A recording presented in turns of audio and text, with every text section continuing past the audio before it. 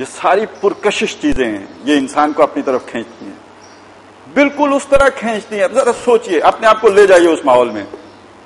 آپ کے گھر میں چولہا تو جل سکتا ہے لیکن اس پر چڑھانے کے لیے کچھ نہیں ہے. دن ہے ہفتے کا اور ہفتے کے دن کچھ بھی کاروبار کرنا آپ پر بند ہے.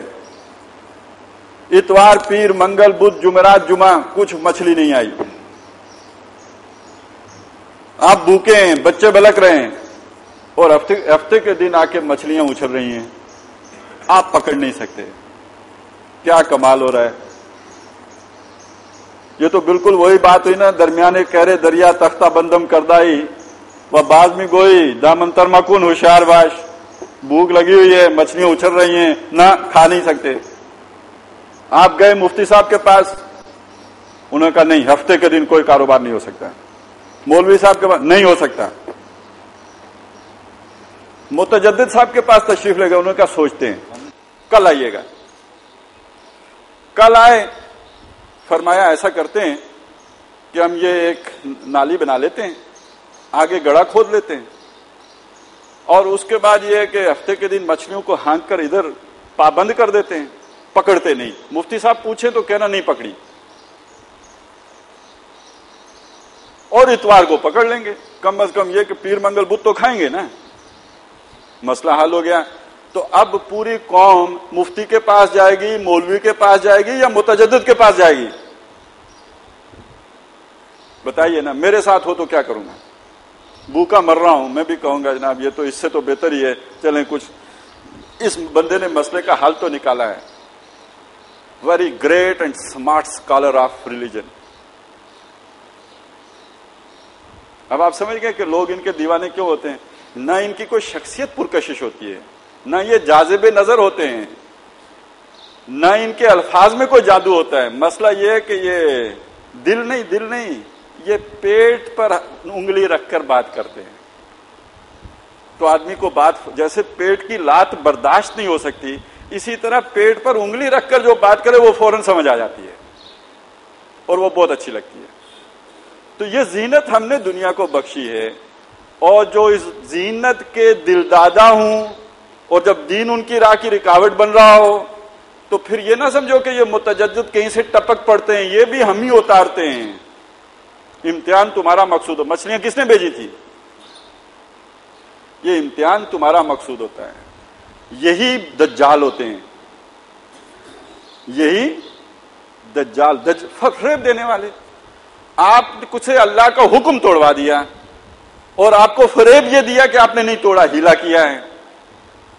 وہ مچھلیاں پکڑوانے والے ہوں، وہ بے پردگی کروانے والے ہوں، وہ سود کی علائش میں مبتلا کرنے والے ہوں. اور اب تو سنا ہے کوئی ویکینڈ میرج کے لیے بھی کوئی راستہ نکال لیا گیا ہے،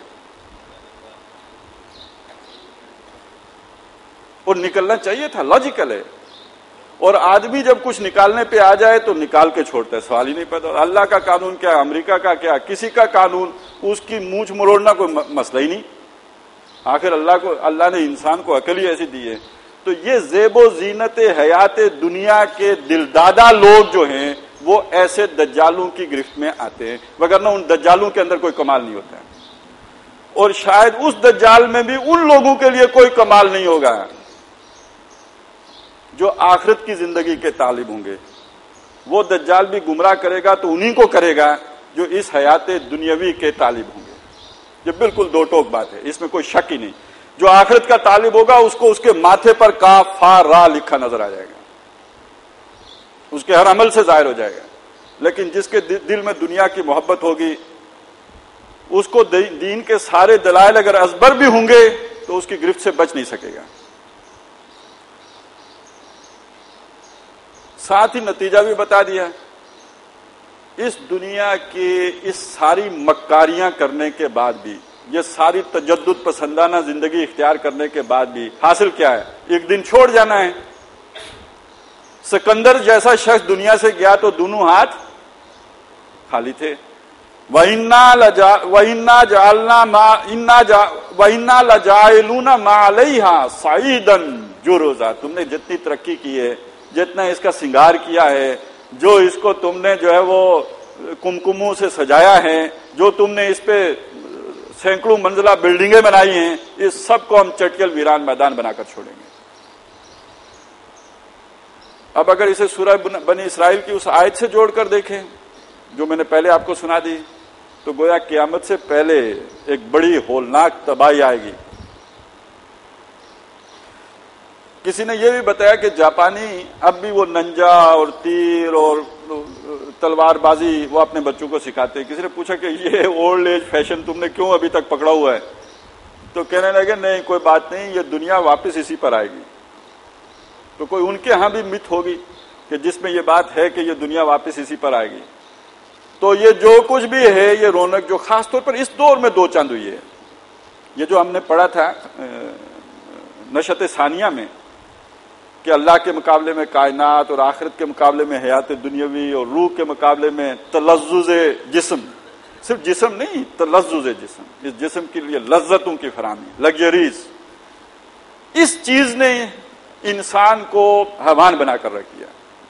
ये दज्जालियत जो आई है, यही वो दौर है जिसमें दुनिया की चकाचूंद में इजाफा हुआ। नजर को खीरा करती है चमक तहजीब हाजिर की, ये सन्नाई मगर झूठे नगों की रेजा का दज्जालियत है। ये सन्नाई, ये सारा बनावटी जो कुछ बना है सन्नाई है ये। तो ये जो चकाचूंद दुनिया की इन्हीं 300-400 सालों में बनी पनपी है और परवान चढ़ी है, ये सब वापस लिपेट दी जाएगी। आखिरत यानी क़यामत के दिन तो होगा ही, फिर तो दुनिया ही लिपेट दी जाएगी, कायनात की बिसात ही लिपेट दी जाएगी। लेकिन उससे पहले भी इस आर्मगेडॉन या जो भी कोई बड़ी जंग अजीम होगी उसमें भी हो सकता है। अच्छा, ये बात बिल्कुल अच्छी नहीं लगती, इसलिए कि थोड़ी थोड़ी कुछ रेत के गरोंदे हमने भी तो बनाए हुए हैं। लेकिन ये यकीन कि ये सारा मिट जाना है, इससे फिर ये होता है कि बंदे में वो गुर्बत आसानी से आ जाती है। वो जो हदीस में आई थी फतूबा लिल गुरबा, उसकी तरफ जाने में कोई प्रॉब्लम नहीं होती। लेकिन ये कि अगर उस गुर्बत के मुकाबले में कुछ हमने भी कोई बसात बिछाई हुई हो, तो फिर आदमी कम से कम ये कि औलाद कुछ चले, कोई तो मुतमत्ते होगा इससे, तो फिर ये कि चले क़यामत तक तो होता रहे, तो वो एक सोच पैदा हो जाती है। तो ये बात इतनी अच्छी नहीं लगती कि उससे पहले ही सारी दुनिया बर्बाद हो जाएगी। अब इस सारी सूरत हाल में बंदा जब ऐसी सूरत बनी है जैसे कि है अभी, बंदा मोमिन के किरदारों को जो मुख्तलिफ हो सकते हैं, मुख्तलिफ हालात में मुख्तलिफ हो सकते हैं, एक ही वक्त में इस ग्लोब के ऊपर मुख्तलिफ जगहों में मुख्तलिफ हो सकते हैं, और तारीखी एतबार से, तारीखी तसलसल के एतबार से मुख्तलिफ हो सकते हैं, उनको आगे बयान किया गया है। मैं चाहता हूं कि ये किरदारों को तो एक ही दफा गुजार लूं, फिर वो जो उसूली बातें उनकी तरफ हम वापस आएंगे। इसमें एक किस्सा आया है असहाबे काफ का, एक किस्सा आया है वो बाग वाले का जिसके 2 बाग थे, उससे आगे किस्सा आया है खिजर और मूसा का अलैहिस्सलाम, और फिर किस्सा आया है जुल्करनैन का, और जुल्करनैन के किस्से में जिक्र आया है याजूज माजूज का। थोड़ा थोड़ा इनके बारे में आपके सामने रख दूं। असहाबे काफ, मैं वो तब असातीरुल अव्वलीन आपको अब नहीं बताऊंगा कि असहाबे काफ कब थे, कितने 100 साल रहे, 3 थे, 5 थे, 7 थे, इन चक्रों को ही छोड़िए, हमने सबक निकालना है और जल्दी में निकालना है। घड़ी 1 घंटा जा चुकी है आगे। असहाबे काफ, सबसे पहली उसूली बात यह समझ लीजिए कि उन्होंने पूरी जोर से अपनी दावत बादशाह के सामने पेश की। यंगस्टर्स थे, और मालूम यह होता है कि एलीट क्लास के थे, उन तक पहुंच गई तालीमात किसी नबी किसी रसूल की, जो उनके दिल की और फितरत की आवाज थी, उन्होंने मान ली। बादशाह जो था वो मुशरिक था। अब मानने के बाद वो भाग गए ना, उन्होंने उनकी तबलीग शुरू की। पहली बात ये समझिए, इस हद तक तबलीग हुई कि शिकायत बादशाह तक पहुंच गई। नोट कीजिए, मैंने खास तौर पे आपको नोट करवाया कि ये ऊंचे घरानों के अफराद थे, उनकी शिकायत का बादशाह तक पहुंचना इसका लाजमी मतलब यह है कि उन्होंने बहुत फाल तौर पर तबलीग शुरू की हुई थी। बात बादशाह तक पहुंची, बादशाह के दरबार में पेशी हो गई। अब जो पेशी हुई है, देखिए جو اعتماد ایک 40-45 سالہ شخص کے اندر پیدا ہو جاتا ہے وہ 18-20 سال کے بچے کے اندر نہیں ہوتا ہے، کیونکہ اس کا علم تجربہ کم ہوتا ہے. لیکن یہاں پر قرآن مجید ایک عجیب نقشہ پیش کرتا ہے کہ وہ نوجوان جب اس بادشاہ کے دربار میں پورا دربار ہے، بادشاہ کا جاؤ جلال ہے. یہ نوٹ کیجئے، کوئی میڈیا نہیں ہے، کوئی آسما جہانگیر نہیں ہے، وہاں پر صرف بادشاہ نے ایک آنکھ کا اشارہ کرنا ہے اور گردن ادھر پڑی ہونی ہے. ود ان نو ٹائم یہ ماحول ہے. ایک آج کے دیندار ہیں، اوپر سے آئیں، نیچے سے آئیں، دائیں سے کوڑے دیں، بائیں سے چھیڑیں، ان کے دل کی بات باہر نکل کے ہی نہیں دیتی. ایک وہ اللہ کے بندے ہیں، بادشاہ کے دربار میں کھڑے ہیں، اور جہاں گردن فوراً اڑنے کا امکان ہے. اب سنیے، سب سے پہلی بات یہ کہ اللہ تعالیٰ ان کے ساتھ تھا، اس کا نتیجہ یہ نکلا وَرَبَطْنَا عَلَىٰ قُلُوبِهِمْ، ان کے دلوں کو ہم نے مضبوط کر دیا. بندہ مومن کو اپنے اوپر بھروسہ نہیں کرنا چاہیے میں دجال کا مقابلہ کر لوں گا، میں وقت کے جابروں کے مقابلے میں کھڑے ہو کے پورے زور سے اپنی دعوت پیش کر لوں گا. اے اللہ استقامت دینا. اللہ نے ان کو استقامت دے دی. وَرَبَطْنَا عَلَىٰ قُلُوبِهِمْ، ان کے دلوں کو ہم نے جوڑ دیا، مربوط کر دیا. اس کام جب وہ کھڑے ہوئے، یعنی بادشاہ کے سامنے کھڑے ہوئے تو دل ہم نے مضبوط کیے، تو وہ اس کے کہنے کے قابل ہوئے. انہوں نے کہا ربنا، ہمارا رب، رب السماوات والارض. اس میں کچھ انڈرسٹوڈ ہے. یہ ان بے وقوفوں کے رب تم ہو، ہے یہ کہ نہیں؟ ان بے وقوفوں کے رب تم ہو، ہمارا رب رب السماوات والارض ہے. آگ لگ گئی ہوگی بادشاہ کو، اور درباری سب نے تلواریں نکال لی ہوں گی. لن ندعو من دونہ الہا، ہم اس کے سوا کسی اور. دیکھیے مثبت انداز میں بھی کہہ رہے ہیں، منفی انداز میں بھی کہہ رہے ہیں. لگی لپٹی کوئی نہیں، گول مول ہے ہی نہیں، مصلحت کوئی ہے ہی نہیں. بلکہ اگر بادشاہ کو پہلی بات سمجھ نہ آئی ہو تو ذرا منفی سلبی انداز میں بھی سمجھا دیتے ہیں، اس کے سوا ہم کسی الہ کو نہیں مانتے. یہ ہوتے ہیں وہ امامان برحق کے جن کی پیروی کی جانی، جو اس انداز میں بات کر سکتے ہوں. ایسی چوں چنا کرنا کہ جس کا یہ مطلب بھی نکل جائے، وہ مطلب بھی نکل جائے، جدھر چاہو کھینچ کے لے جاؤ. ٹھیک ہے، ان سے کچھ کسی درجے کی رہنمائی لی جا سکتی ہے، امام نہیں بنایا جا سکتا. یہ ہے امامت کی شان. لن ندعو من دونہ الہا لقد قلنا، اگر ہم ایسا کہیں اذن تو ایسی صورت میں شططا، ہم بھی بے وقوف ہو جائیں گے. تم تو ہو ہی، ہم بھی کہہ بیٹھے تو بے وقوف ہوں گے، احمق ہوں گے. اس پر بھی بس نہیں کی کہ یہیں رک جاتے، چلیں بات پوری ہو گئی، اب کیا کسر رہ گئی تھی بات کہنے میں.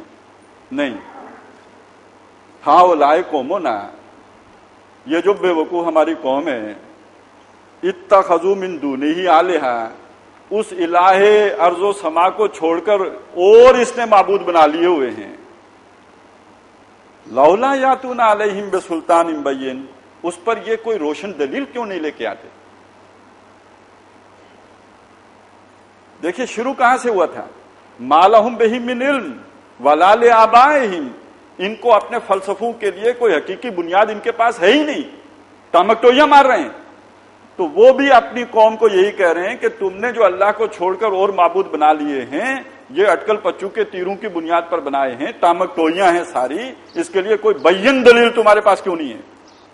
یہ ہے وہ بنیادی سبق کہ جو ان سے ہمیں ملتا ہے کہ جب ان کو اللہ نے ہدایت دے دی، اب وہ ہدایت بیان کرتے ہوئے کسی بھی جگہ پر گھبرائے نہیں. حق کو بیان کرنے میں کوئی مصلحت نہیں. دیکھیے ایک چیز یہ ہے کہ آپ نے اقدام کرنا ہے. اقدام کرنے سے پہلے آپ اپنی طاقت کا جائزہ لے لیں کہ آپ اس قابل ہیں کہ نہیں ہیں. لیکن ایک دوسری چیز ہے، آپ نے حق بیان کرنا ہے، اور حق بیان کرنے کے لیے صرف آپ نے یہ دیکھنا ہے کہ آپ کے منہ میں زبان ہے یا نہیں. بس. اور اس چیز کو کہا گیا کہ سب سے بہترین جہاد اس کا ہے جس نے ظالم بادشاہ کے سامنے کلمہ حق بیان کیا. تو دجال کے سامنے بھی وہی کھڑا ہوگا جس کے اندر یہ جرت رندانہ ہو کہ وہ حق بات کہہ سکتا ہو. اب اس کے بعد وہ تفصیلات ہیں کہ اللہ تعالیٰ نے ان کو کیسے 300 سال تک سلائے رکھا, وہ کتنے تھے, اس وقت کیا جھگڑا تھا. میں اس وقت ان باتوں میں نہیں جا رہا. جو اس دجالیت کے دور کے لیے ہمارے لیے اصل سبق تھا وہ ہمارے پاس آ گیا. اب اس میں ایک چیز اور بھی پنا ہے کہ جب بادشاہ نے فیصلہ کر لیا ان کو مارنے کا, ظاہر ہے قید ہوں گے جیسے بھی, لیکن یہ کہ جیسے میں نے کہا کہ اونچی کلاس کے خاندانوں کے تھے تو کسی نے ان کو نکال دیا, وہ وہاں سے نکل گئے. کوئی آیا ہوگا بزرگ جو درباری کا بندہ ہوگا جسے پتا ہوگا, آخر حضرت موسیٰ کے پاس بھی تو کوئی آیا تھا نا کہ دربار میں یہ معاملے چل رہے ہیں, نکل جا, تو کوئی ہمدرد ہوگا جس نے نکال دیا. اب وہ جا کے غار میں بیٹھ گئے. غار میں اللہ نے جب انہیں پہنچا دیا تو وہاں پر ایک عجیب بات ہے کہ جب غار میں جا کے انہوں نے پناہ لی تو فقالو, انہوں نے دعا کی, ربنا آتنا من لدنک رحمہ, اے ہمارے رب خاص اپنے پاس سے ہمیں رحمت سے نواز. یہ کون سی رحمت مانگ رہے ہیں؟ ہم جو سانس لے رہے ہیں وہ سانس ہمارے لیے فائدہ مند ہو رہی ہے, یہ بھی اللہ کی رحمت ہے کہ نہیں ہے؟ ہم جو نوالا کھا رہے ہیں وہ غذا بن رہی ہے, زہر نہیں بن رہی, یہ بھی اللہ کی رحمت ہے کہ نہیں؟ یہ کون سی رحمت مانگ رہے ہیں؟ یہ خصوصی رحمت, لدنی رحمت مانگ رہے ہیں. یہ لدنی رحمت کون سی ہوتی ہے؟ جو آگ سے ابراہیم کو زندہ نکالتی ہے, جو زکریا کو بڑھاپے میں بیٹا دیتی ہے, جو عام دنیاوی اصول سے ہٹ کر ہوتی ہے. یہ رحمت لدنی ہوتی ہے. من لدنک رحمہ, اے اللہ ہم تیرے خاص کام کے لیے کھڑے ہوئے ہیں, تو ہم پر اپنی خاص رحمت فرما دے. اور نمبر 2, یہ بہت اہم بات ہے جی, وَحَيِّئْ لَنَا مِنْ أَمْرِنَا رَشَدًا, یہ ہم نے اپنے تئیں اپنی پوری سوچ لڑا کر, اپنی پوری محنت اجتہادی بصیرت سے کام لے کر یہی سمجھا کہ اس غار میں آ کر بیٹھ جائیں. ضروری نہیں کہ اس معاملے میں یہی اسٹریٹجی بہتر ہو, تو خاص اپنے فضل سے ہمارے لیے رہنمائی کا بندوبست بھی کر دے. ہم کوئی غلط قدم نہ اٹھا بیٹھیں, ہم کوئی ایسا راستہ اختیار نہ کر لیں کہ جو صراط مستقیم سے ہٹا ہوا. کانشیس ہونا بہت ضروری ہے. اور اس وقت ہم ایک غلطی کر رہے ہیں, ہم سے مراد یہ بحیثیت امت, ہمارے سامنے جو راستہ آتا ہے بغیر اس اسپرٹ کو استعمال کیے, یہ جو یہاں اصحاب کہف کی اسپرٹ ہمیں نظر آ رہی ہے, ہم اس راستے پر چھلانگ لگا دیتے ہیں. وہ انتخابی سیاست کا راستہ نظر آئے تو, یا کلاشنکوف کا راستہ نظر آئے تو, جس بندے کے دل میں بھی وہ جذبہ پیدا ہو جائے جو اصحاب کہف کے دل میں پیدا ہوا, بادشاہ کے سامنے کھڑے ہونے کا, ظلم کے خلاف, دجال کے خلاف, طاغوت کے خلاف کھڑے ہونے کا, اس کو اپنے رب سے اس کا صحیح طریقہ کار بھی مانگنا چاہیے. وَحَيِّئْ لَنَا مِنْ أَمْرِنَا رَشَدًا, ہمارا امر ہو گیا نا. اب یہ امر کیا ہوتا ہے؟ دین. یہ جو دین ہم نے اختیار کیا, اس دین میں ہمارے لیے رشد کا سامان پیدا فرما دے. یہ نہ ہو کہ دین کی بنیاد پر ہم کسی غلط پگڈنڈی پہ چڑھ جائیں. اور فتنوں کے دور میں تو اور زیادہ دلگیری کے ساتھ اللہ سے یہ مانگنا چاہیے کہ اللہ ہمیں رشد کا راستہ دکھا دے تاکہ ہم اس پر چڑھیں. اور ہمارے لیے تو بہت آسان ہے, لقد کان لکم فی رسول اللہ اسوۃ حسنہ, وہ ہمارے سامنے بھی ہے. اور محترم ڈاکٹر اسرار احمد صاحب نے جس طرح اس کو ہمارے سامنے کھول کر بیان بھی کر دیا ہے, اب اس پر تو ہمیں خاص طور پر اللہ کا شکر ادا کرنا چاہیے. ہمیں ایک کنوکشن ہونی چاہیے, ایک اعتماد ہونا چاہیے. اور دیکھیے کتنا محفوظ راستہ ہے کہ ہمارے ہاتھوں کسی کو کم از کم گزن تو نہیں پہنچے گی نا. ہاں, ایک بات بتانا اس میں بھول گیا کہ اس دجال کا مقابلہ کرنے کا ایک انداز یہ بھی ہو سکتا ہے کہ آپ اس کے سامنے سے ٹل جائیں, لیکن دعوت پوری پہنچانے کے بعد. اگر آپ دعوت پہنچائے بغیر ہی مسلم سوسائٹی سے ہجرت کی سوچ رہے ہیں, غاروں میں جانے کی سوچ رہے ہیں, بکری پکڑ کے جو ہے وہ پہاڑ پہ چڑھنے کی سوچ رہے ہیں, تو یہ فراریت ہے. یہ اصحاب کہف کی سنت نہیں ہے. اصحاب کہف کی سنت یہ کہ جب آپ کے لیے اس سوسائٹی میں رہنا محال ہو جائے، آپ کی جان جانے کا اندیشے پیدا ہو جائیں، اب آپ اس سوسائٹی سے نکل کر اپنے لیے کوئی بیس کیمپ، کوئی القاعدہ بنا سکتے ہیں، اس سے پہلے نہیں۔ ہاں بنا سکتے ہیں۔ اچھا، اس بیس کیمپ کیسے کیسے صورتیں ہوں گی؟ وہ جا کے کاف میں بیٹھ گئے اور ہندوستان میں علماء جا کر مدارس میں بیٹھ گئے، یہ کاف ہی کی صورت ہے۔ اسی لیے اسلام کی نشت ثانیہ میں ڈاکٹر صاحب نے اس کو لکھا تھا کہ بقول مولانا مناظر حسن گیلانی اتباع اصحاب کاف میں وہ اپنے قال اللہ اور قال رسول میں لگے۔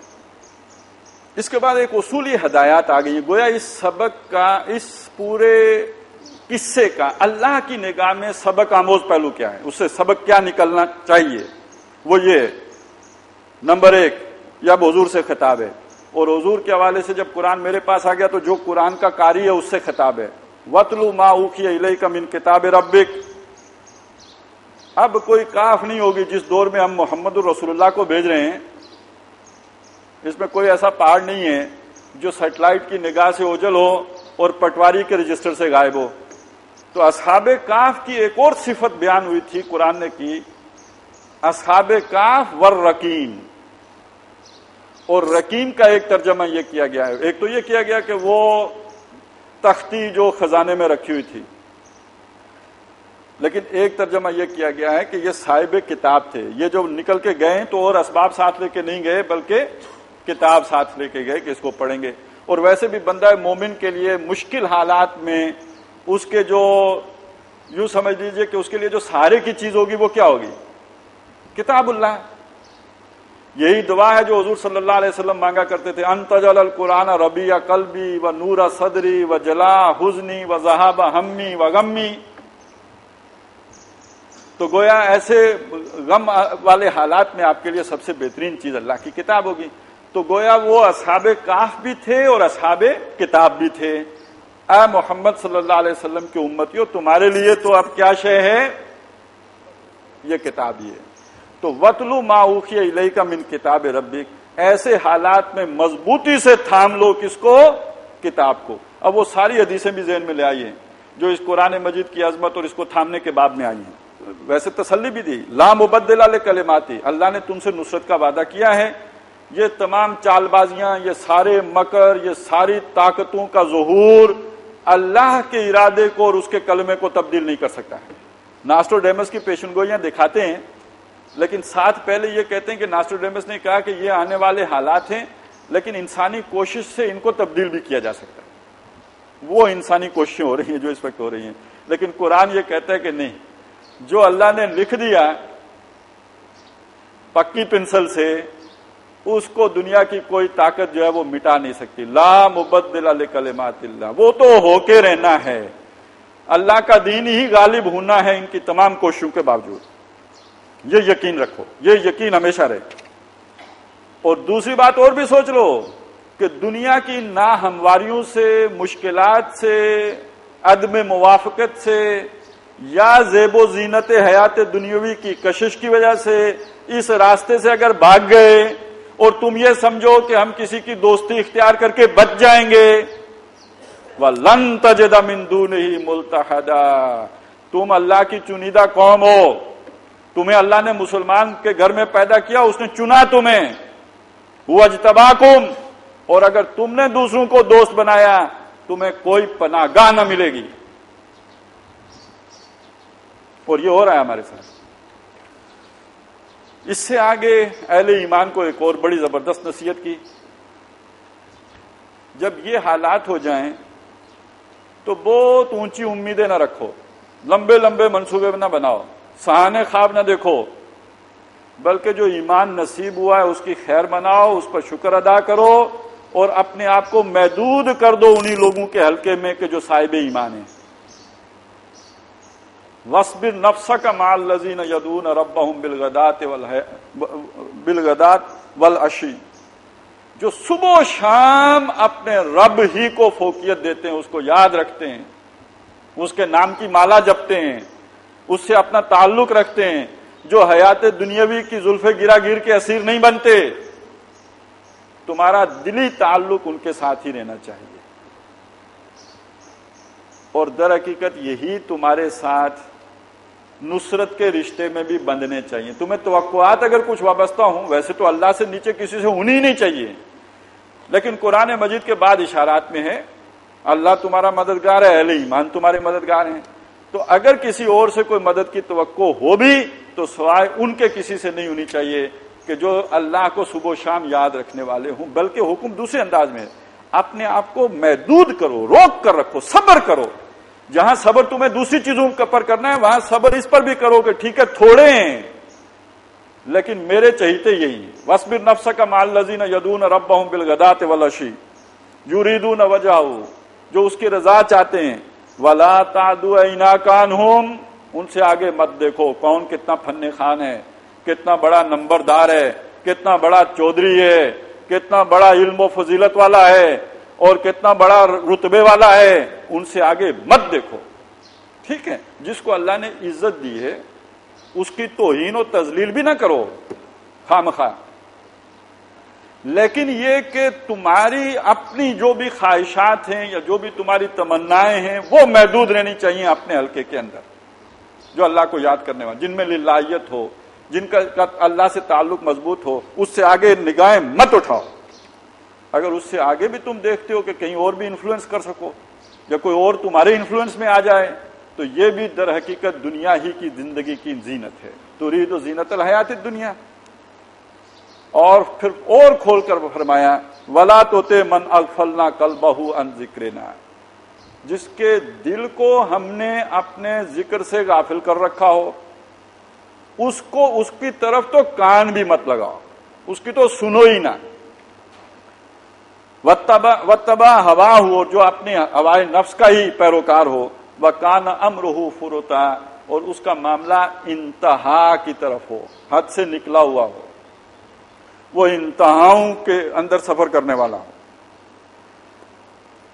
اب اللہ تعالیٰ اپنی بے نیازی ظاہر کر رہے ہیں اور یہاں پر اس لیے کر رہے ہیں کہ یہ اس بے نیازی کی ایک جھلک تمہارے اندر بھی ہونی چاہیے، جو جس سیاق و سباق میں بات آ رہی ہے. پہلی بات وَقُلِ الْحَقُّ مِن رَبِّكُمْ، کہہ دیجئے یہ قرآن تمہارے رب کی طرف سے حق ہے.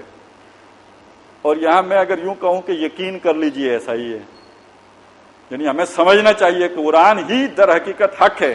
قُلِ الْحَقُّ مِن رَبِّكُمْ فَلْيُؤْمِنْ فَمَنْ شَاءَ فَلْيُؤْمِنْ، تو جو چاہے ایمان لائے. آپ پیچھے کیوں پھریں؟ آپ خوش آمدیں کیوں کریں؟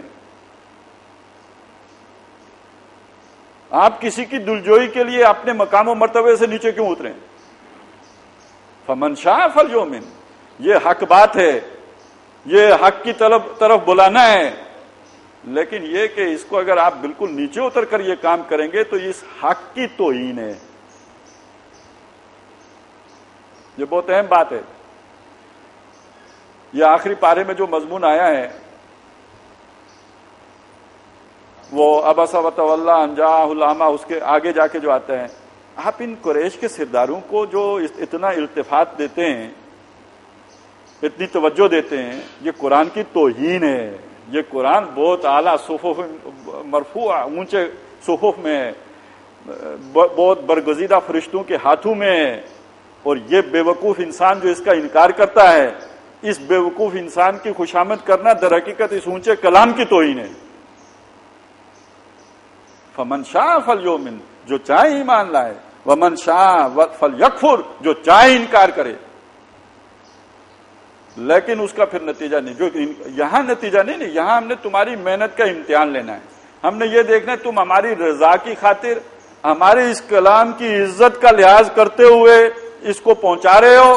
ہم نے تمہارا یہ امتحان لینا ہے. وہ اگر انکار کرتا ہے اس کے لیے ہم نے آخرت میں آگ تیار کر رکھی ہے جس کی کناتوں نے ابھی سے اسے گھیرا ہوا ہے. یہ اصل میں اصحاب کہف کا جو ذکر تھا، اس سے جو سبق قرآن نے نکال کر ہمارے سامنے رکھ دیا وہ یہ ہے. اب آگے چلیے، ایک دوسرا مسئلہ آ گیا. ایک شخص ہے جس کے 2 باغ ہیں. باغ بھی ایسے ہیں کہ جسے کہتے ہیں کہ خود مکتفی باغ ہیں. اسے کوئی ٹیوب ویل لگانے کی ضرورت نہیں، کوئی بجلی کا بل دینے کی ضرورت نہیں، کوئی وابدہ پہ ڈیپینڈ کرنے کی ضرورت نہیں. تمام انتظامات باغ کے اندر ہیں. انگور بھی ہیں، درمیان میں کھیتی بھی ہے، کوئی سبزی بھی ہے. پھر یہ کہ چونکہ انگور ٹٹیوں پہ چڑھائے جاتے ہیں، زور کی آندھی آئے تو وہ گر سکتی ہیں، سارا باغ اوندا پڑا ہو سکتا ہے. اس کے لیے حفاظتی باڑ کے طور پر کھجوریں بھی لگی ہوئی ہیں، بڑے درخت ہیں اونچے، گویا جتنی زور کی بھی آندھی آئے تو وہ تھام لیں گی، اور کھجوریں پھل بھی دیتی ہیں. اس سے آگے یہ ہے کہ نہر اندر موجود ہے اور اولاد بھی ہے. پرانے دور کی جتنی سہولتیں جنت کی ہو سکتی تھی اس دنیا میں، جتنی جنت بن سکتی تھی وہ اس کے پاس تھی. اس سے کچھ اسے مستی آ گئی. جیسے خدا جب حسن دیتا ہے نزاکت آ ہی جاتی ہے، اسی طرح دنیا میں جب انسان کو کوئی حیثیت ملتی ہے تو نخرہ آ ہی جاتا ہے. اس میں بھی نخرہ آ گیا. اب یوں سمجھے اس کا کوئی کلاس فیلو تھا جو زندگی کی اس دوڑ میں بہت پیچھے رہ گیا، لیکن اس پر کچھ اور حقائق منکشف ہو چکے تھے. اسے نظر آیا کہ میرے اس دوست کا بیڑا غرق ہو رہا ہے، وہ اس کے پاس چلا آیا. اگرچہ کہ کسی وقت کلاس فیلو تھے، ٹاٹ پہ اکٹھے بیٹھے ہوں گے یا جو بھی اس دور کی دوستی رہی ہوگی، لنگوٹیے یار تھے، لیکن اب زمین و آسمان کا فرق ہے. من دیگرم تو دیگری کا معاملہ ہے، شان ہی مختلف ہے. لیکن اس پرانے تعلق کی بنیاد پر اس نے اسے ٹائم دے دیا ہوگا. لگتا یہی ہے کہ بڑی مشکل سے ٹائم دے دیا ٹائم. اس نے کوئی لمبی چوڑی کوئی تمیز اس نے سوچا ہوگا وہ پیسے مانگنے آیا ہوگا، کوئی مسئلہ ہوگا اس لیے آیا ہوگا پرانے تعلق جتانے. لیکن اس نے اس کے سامنے بات دوسری رکھی کہ دیکھو اللہ تعالیٰ نے تم پر بڑا احسان کیا ہے. اس میں انڈرسٹوڈ یہ نہیں ہے کہ مجھے اللہ نے محروم کیا، وہ اس کو کہہ رہے ہیں تم پر بڑا احسان کیا، فلاں ہے فلاں ہے، لیکن میں دیکھ رہا ہوں کہ تم کوئی غلطی کر رہے ہو. تمہیں چاہیے یہ کہ تم یہ سمجھو کہ یہ اللہ نے تمہیں عطا کیا ہے. لیکن اس میں تو خناس آ چکا تھا.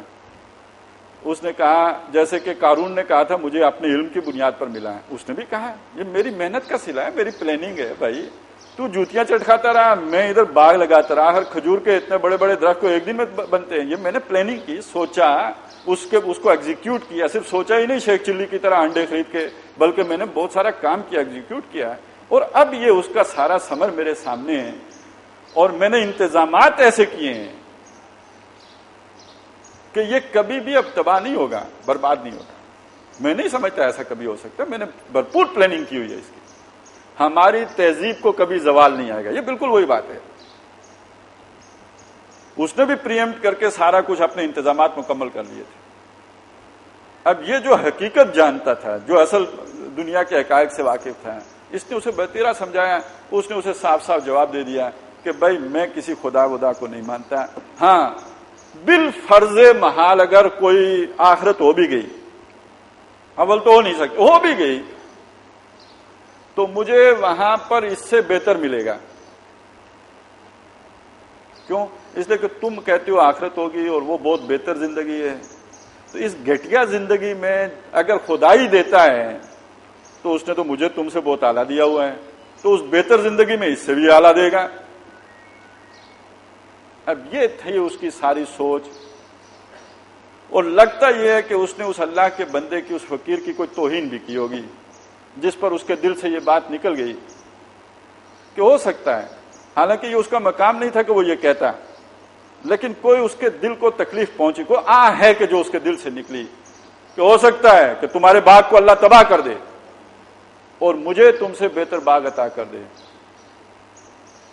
قرآن کے الفاظ سے تو یوں لگتا ہے کہ بس اس کا کہنے کی دیر تھی اور اس کے باغ کا پھل سمیٹ لیا گیا اور وہ ویران میدان، اور یہ لگا اپنا ہاتھ ملتا رہ گیا کہ میں نے تو جو خرچ کیا تھا اس سے بھی محروم ہو گیا. اور اسے سمجھ آ گئی کہ یہ در حقیقت میں نے اپنے رب کے ساتھ شریک کیا ہوا تھا اس باغ کو. الہ بنا، یہ جو بٹر صاحب سمجھا رہے تھے نا کہ ہر انسان کا ایک رب ہوتا ہے، اس رب کے لیے محنت کرنے کے لیے دعا کروانے کی ضرورت نہیں پیش آتی. رب کے لیے انسان از خود محنت کرتا ہے. مسئلہ یہ ہے کہ اس نے رب بنایا کس نے؟ اس نے باغ کو رب بنایا تھا، اس کے لیے محنت کر رہا تھا. جس نے دکان کو رب سمجھا وہ دکان کے لیے کوئی دعا نہیں کرواتا، خود اٹھ کے چلا جاتا ہے. جس کی نوکری رب ہے بامر مجبوری کرتا ہی رہتا ہے. جس کا رب رب السماوات والارض ہے، تو وہ دلی محبت کے ساتھ اس کی فرما برداری کرتا رہتا ہے۔ تو اب اسے احساس ہو گیا کہ اصل رب تو وہی ہے جو اس فقیر کا رب تھا۔ اس نے توبہ کی، کہا کہ کاش میں نے اپنے رب کے ساتھ کسی کو شریک نہ کیا ہوتا۔ اس کو آپ لے آئیے اس دجالی دور پر۔ اس نے بھی جنت بنائی، 2 باغ بنائے، کہتے ہیں شداد نے بھی جنت بنائی تھی، لیکن جو جنت آج کا انسان بنا لیتا ہے وہ تو شداد کو نہ میسر تھی، نہ اس باغ والے کو میسر تھی۔ ایک عام، یعنی اس کو چھوڑیے جنہیں ہم کہتے ہیں بہت ہی، جن کا شمار عمراء میں ہوتا ہے، ان کو چھوڑیے، جسے ہم کہتے ہیں متوسط درجے کے لوگ، متوسط کلاس جو ہے، مڈل کلاس، مڈل کلاس کی جنت میں بھی جو سہولتیں ہیں وہ شداد کی جنت میں نہیں تھی، ہمارے والی بھی نہیں تھی۔ یہ پنکھے، یہ بجلی، یہ تو بہت بڑے بڑے جنات ہم نے قابو کیے ہوئے ہیں۔ کسی جن میں اتنی طاقت ہے جتنے 220 وولٹ کے کرنٹ میں، 220 ویسے تو 11,000 والا بھی ہوتا ہے، 66,000 والا بھی ہوتا ہے۔ یہ بڑے بڑے جنات جو انسان کے قابو میں آئے، اور ان جنات کی مدد سے پھر جو عمارتیں اور جو ہم نے، یعنی جسے ہم سائنس اور ٹیکنالوجی کہتے ہیں، میں اس وقت اسے جنات کہہ رہا ہوں، تو ان کی مدد سے پھر جو ہم نے دنیا کو 4 چاند لگائے اور اس کی دجالیت میں اضافہ کیا، اور جو جنتیں یہاں پہ بنائی ہیں، اس کا نتیجہ یہ نکلا کہ ان جنتوں کو حاصل کرنے کے لیے پھر محنتیں کرنی پڑتی ہیں۔ کہتے ہیں آج کا انسان بڑا مصروف ہو گیا ہے۔ ہاں جی، بڑا مصروف ہو گیا، لیکن یہ مصروفیت اس کی ہے کس کے لیے؟ دنیا کو جنت بنانے کے لیے۔ یہی بات نشأت ثانیہ میں ہم نے پڑھی تھی، اب بہتر سمجھ آ رہی ہوگی کہ آخرت کے مقابلے میں دنیا کو ترجیح دینے کا مطلب ہے کیا؟ بل تؤثرون الحیات الدنیا، اس کو جنت بنانے کی کوشش۔ تو جس طرح اس کا باغ ویران ہو گیا، اسی طرح جیسے شداد کا ایک قدم اندر تھا، دوسرا باہر تھا، ایسے ہر شخص کی جنت کبھی مکمل نہیں ہوتی دنیا میں بھائی۔ کسی کی مکمل ہو گئی ہو تو بتاؤ، ان کی بھی نہیں ہوتی جن کو پتہ نہیں کہ کرپشن کے کتنے ملین ڈالر ہمارے فلاں بینک پہ ہیں، لیکن یہ کہ حل میں مزید تو وہاں بھی ہے۔ لوگ تو حیران کرتے ہیں، سچ کہتے ہیں کہ جھوٹ کہتے ہیں پتہ نہیں، سنا ہے ڈیزل میں بھی حصہ ہے، جو موبائل فونوں میں بھی حصہ ہے، کدھر کدھر حصہ ہے۔ آدمی حیران ہو جاتا ہے کہ حرص و حوث کی بھی کوئی حد ہے۔ اور یہی بات اللہ کے نبی صلی اللہ علیہ وسلم نے فرمائی تھی کہ انسان کا، بنی آدم کا معاملہ عجیب ہے کہ اس کے پاس اگر سونے کی بھری ہوئی ایک وادی ہو تو اس کی خواہش ہوگی ایک اور ہو۔